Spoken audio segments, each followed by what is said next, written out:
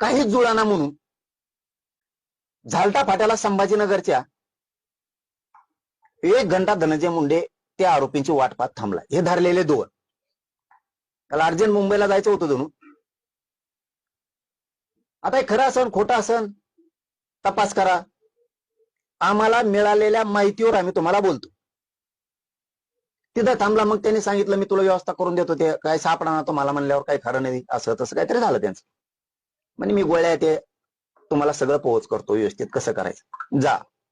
मग त्यांची काय चर्चा झाली तिथं झाले गेले.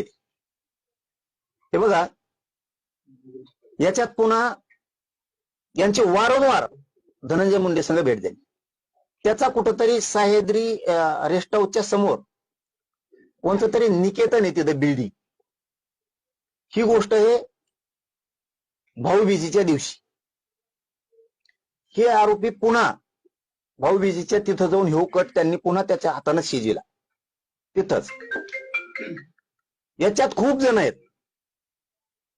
याच्यात ह्या अंतरवालीच्या परिसरातला आणखीन एक बडे नावाचा कोणीतरी त्याने पण 4 जण लोक नेलते. आता ते तपासात घेतील काय काय.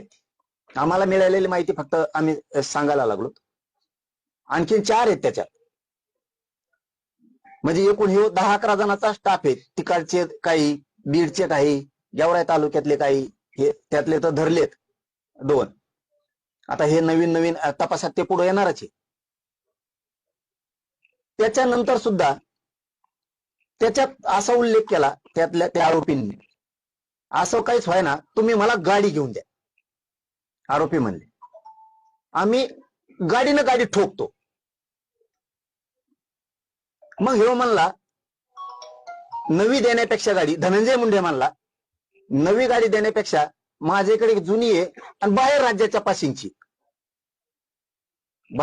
पासिंगची आहे ती गाडी तुला मी देतो, नवी असो किंवा जुनी असो, आणि तुमचं चालू द्या किंवा ते त्यांच्या बरोबर आहे. तुम्ही हे तपासात उघड पाडा. याच्यात हे करणाऱ्यापेक्षा याच्यातला मूळ धनंजय मुंडे ही असली वृत्ती राज्याला गावाला शोभणारी नाही. कारण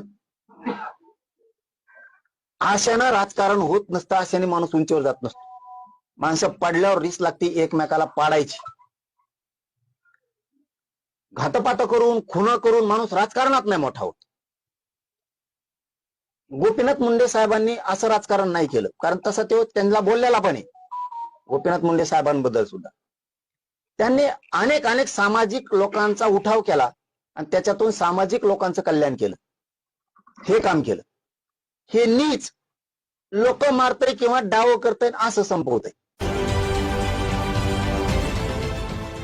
देश विदेशातील प्रत्येक घडामोडींचे लाईव्ह अपडेट मिळवण्यासाठी आता साम टीव्हीच्या सर्व सोशल मीडिया प्लॅटफॉर्मला लाईक, फॉलो आणि सबस्क्राईब करा.